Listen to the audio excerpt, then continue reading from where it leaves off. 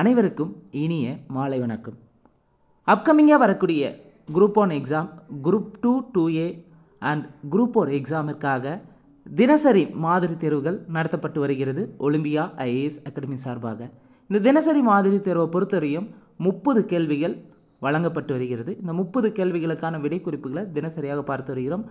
நிச்சயமாக 100% சிறு சிறு துளியாக 30 கேள்வியாக தினசரியாக நீங்கள் எழுதி பார்க்கக்கூடிய இந்த ஒவ்வொரு தேர்வும் மெயின் எக்ஸாமில் உங்களுக்கு மிக சிறந்த முறையில் பலனளிக்கும் என்பதை தெரிவித்துக் கொள்கிறோம்.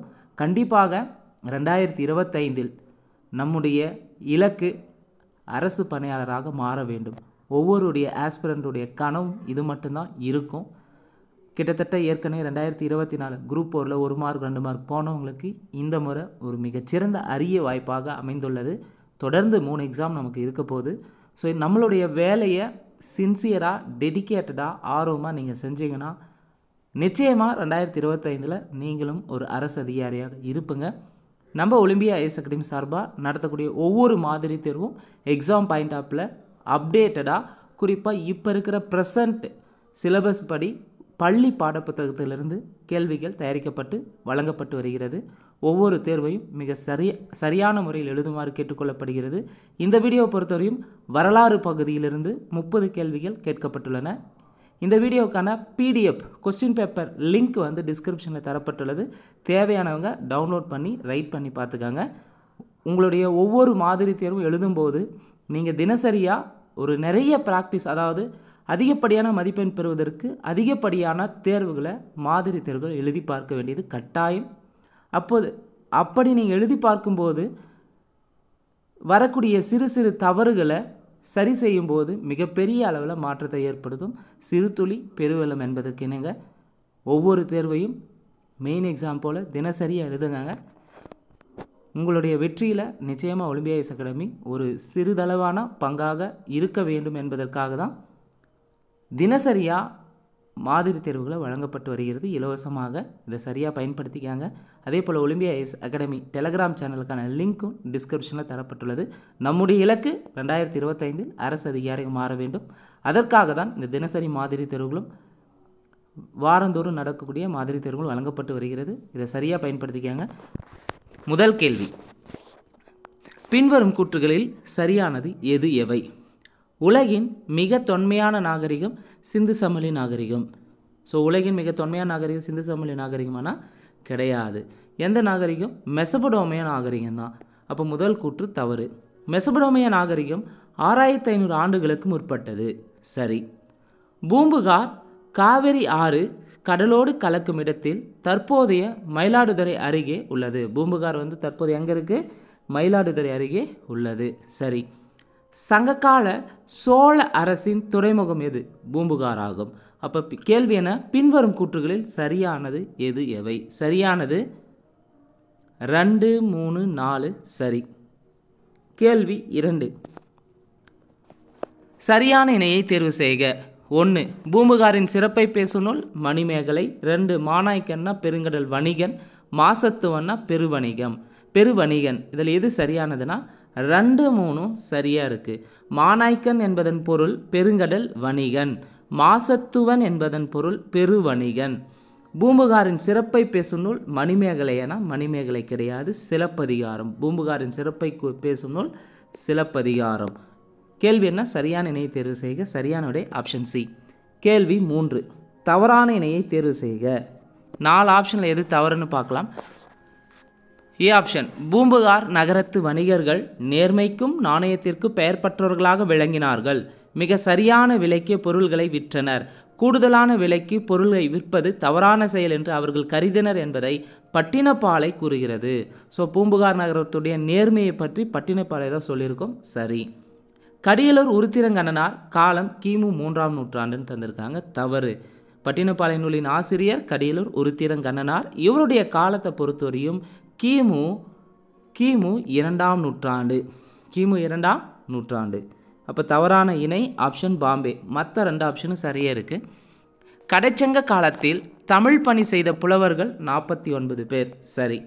பண்டைய இஸ்ரேல் அரசர் சாலமோன் முத்துக்களை ஒவரி என்னுமிடத்திலிருந்து இறக்குமதி செய்தார். சரி. கேள்வி 4 சரியான இணையை தேர்வு செய்க.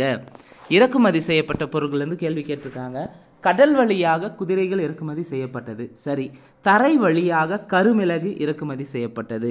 வடமலையிலிருந்து தங்கம் இறக்குமதி செய்யப்பட்டது. மேற்கு தொடர்ச்சி மலையிலிருந்து சந்தனம் இறக்குமதி செய்யப்பட்டது. சரியான விடை ஆப்ஷன் டெல்லி. 4மே சரியான அமைந்துள்ளது. கேள்வி 5 தவறான இணையை தேர்வு செய்க. தென்கடல் பகுதியிலிருந்து இறக்குமதி செய்யப்பட்டது பவளம்னா கிடையாது. தென்கடல் பகுதியிலிருந்து இறக்குமதி செய்யப்பட்டது முத்து. கிழக்கு பகுதியிலிருந்து இறக்குமதி செய்யப்பட்டது பவளம். ஈழத்திலிருந்து உணவுப் பொருட்கள் இறக்குமதி செய்யப்பட்டன, சரி. அப்போ தவறான இணை 1 மற்றும் 2. கேள்வி 6 ரோமானிய நாணயங்கள் தயாரிக்கும் தொழிற்சாலை எங்கு இருந்துள்ளது? ரோமானிய நாணயங்களை தயாரிக்கும் தொழிற்சாலை பார்த்திங்கன்னா மதுரையில் இருந்துள்ளது. கேள்வி 7 சாணக்கியர் யாருடைய அமைச்சர்? சாணக்கியர் பார்த்தீங்கன்னா முதலாம் சந்திரகுப்தருடைய அமைச்சர் ஆவார். சாணக்கியர் யார்? முதலாம் சந்திரகுப்த அமைச்சர் ஆவார். சாணக்கியருக்கு உள்ள 2 வெவ்வேறு பெயர்கள், ஒன்று கௌடில்யர்னு சொல்லலாம், கௌடில்யர், இன்னொன்று விஷ்ணுகுப்தர்னு குறிப்பிடலாம். அர்த்த சாஸ்திரம் என்ற நூலை எழுதியிருப்பார் சாணக்கியர். கேள்வி 8 பின்வரும் எந்த சீன பயணி கூடுதல் படிப்புக்காக காஞ்சியில் இருந்த கடிகைக்கு வந்தார்?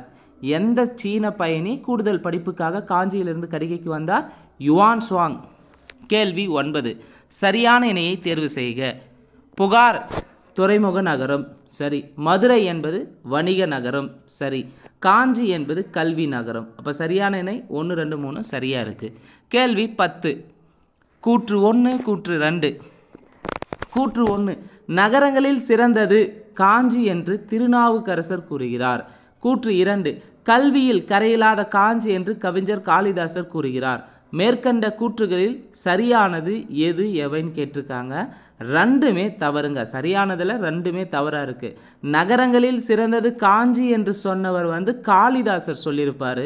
கல்வியில் கரையில்லாத காஞ்சின்னு சொன்னது திருநாவுக்கரசர். 2மே மாறி இருக்கு. அப்போ சரியானது எதுன்னு கேட்டிருக்காங்க. 1, 2 தவறாக இருக்குது. கேள்வி 11 புத்தகயா சாஞ்சி போன்ற 7 இந்திய புனித தலங்களுள் காஞ்சியும் ஒன்று என குறிப்பிட்டவர் யார்? புத்தகயா சாஞ்சி போன்ற 7 இந்திய புனித தலங்களுள் காஞ்சியும் ஒன்றுன்னு சொன்னது யுவான் சுவாங். கேள்வி 12 கோயில்களின் நகரம் என்று அழைக்கப்படும் நகரம் எது? கோயில்களின் நகரம் என்று அழைக்கப்படும் நகரம் காஞ்சிபுரம், காஞ்சி. கேள்வி 13 காஞ்சி கைலாசநாதர் கோயிலை கட்டியவர் யார்? காஞ்சி கைலாசநாதர் கோயிலை கட்டியவர் ராஜசிம்மன். ராஜசிம்மன் யார்? இன்னொரு பேர் 2ஆம் நரசிம்மவர்மன். காஞ்சி கைலாசநாதர் கோயிலை கட்டது யார்? 2ஆம் நரசிம்மவர்மன் அல்லது ராஜசிம்மன். கேள்வி 14 சரியான இணையை தேர்வு செய்க. 5 இணைகள் எது சரின்னு பார்க்கலாம். ஏரிகளின் மாவட்டம் காஞ்சிபுரம், சரி. சோழ நாடு சோறுடைத்து, சரி. பாண்டிய நாடு வேலமுடைத்தார், தப்பு. சேர நாடு முத்துடைத்து, தப்பு. தொண்டை நாடு சான்றோர் உடைத்து. அப்போ இங்கே சோழ நாடு சோழ நாடு பார்த்தீங்கன்னா சோறுடைத்து, சரி. பாண்டிய நாடு முத்துடைத்துன்னு வந்திருக்கணும். பாண்டிய நாடு முத்துடைத்துன்னு வந்திருக்கணும். சேர நாடு வேழமுடைத்துன்னு வந்திருக்கணும். இங்கே 3, 4 மாறி இருக்குது. மற்றது 1, 2, 5 சரியாக இருக்குது. கேள்வி என்ன? சரியான இணையை தேர்வு செய்க. சரியானது 1, 2, 5 சரி. கேள்வி 15 சப்த சிந்து அதாவது 7 ஆறுகள் ஓடும் நிலப்பகுதி எது?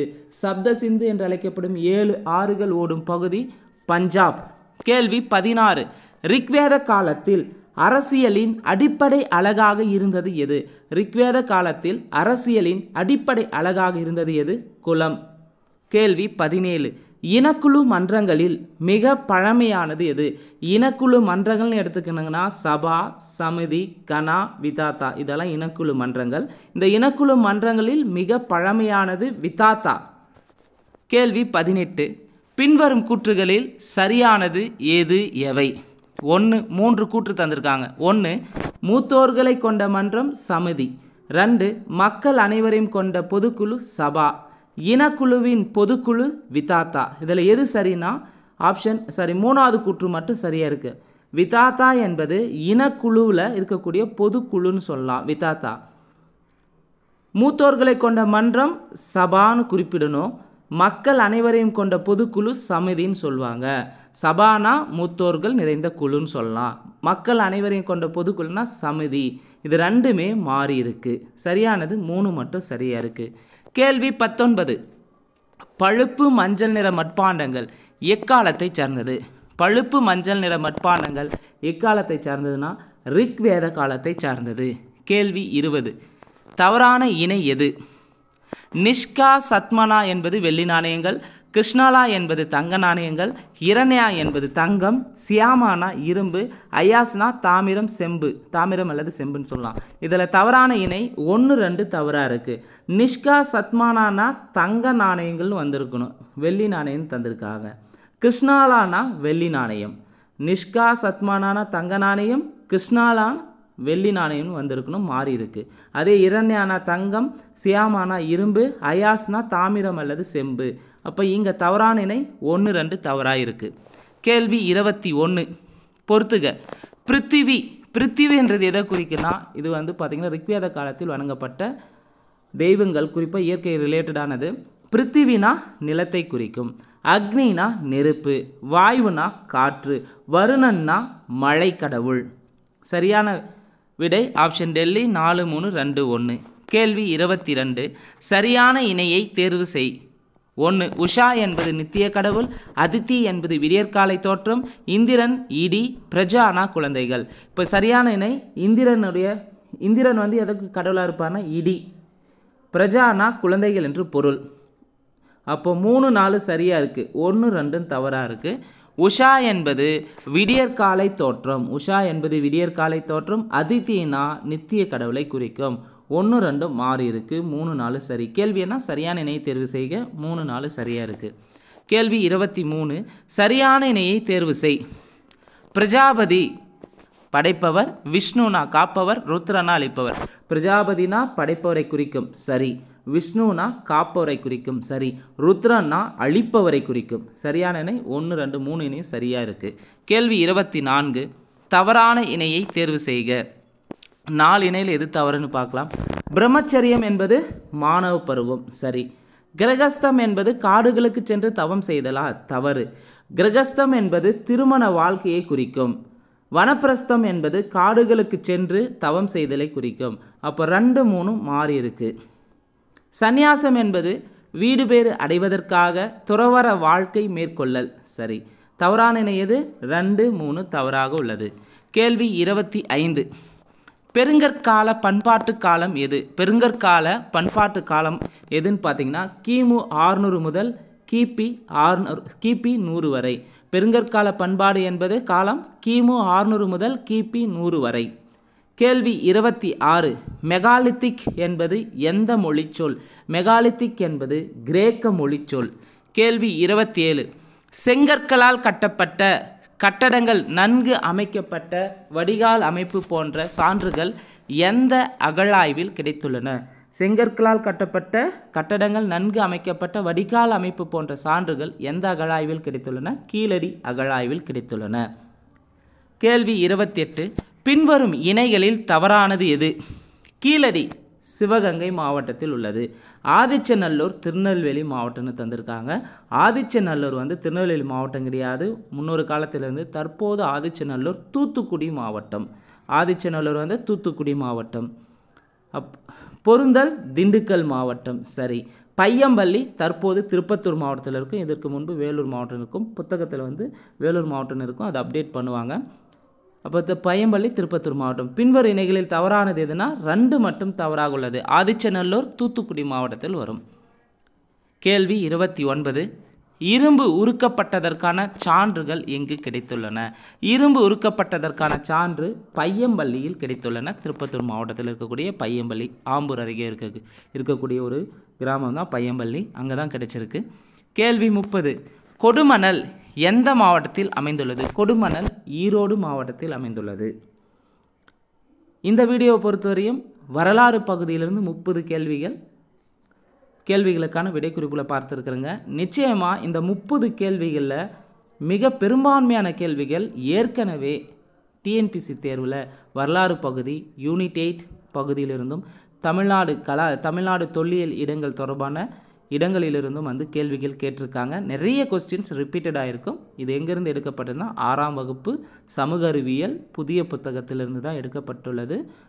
பருவம் 1, பருவம் 2, பருவம் 3 இந்த 3 பருவத்தில் மிக முக்கியமான நமக்கு எக்ஸாம் பாயிண்ட் ஆஃப்ல இருக்கக்கூடிய ஏரியாவை தான் கொஸ்டினாக நம்ம செட் பண்ணி அதை ப்ராக்டிஸ் பண்ணுறதுக்கு கொடுத்துருக்குங்க. நிச்சயமாக 100% இந்த 30 கேள்வி உங்களுக்கு பயனுள்ளதாக இருந்திருக்கும். இந்த வீடியோ பற்றி உங்களுடைய கமெண்ட் செக்ஷனில் உங்களுடைய கருத்துக்களை பதிவு செய்யுங்க. அதே போல் இந்த வீடியோ வந்து பிடிச்சிருந்தா மறக்காமல் லைக் பட்டனை கிளிக் பண்ணுங்கள். உங்கள் ஃப்ரெண்ட்ஸ்க்கு ஷேர் பண்ணுங்கள். நன்றி, வணக்கம்.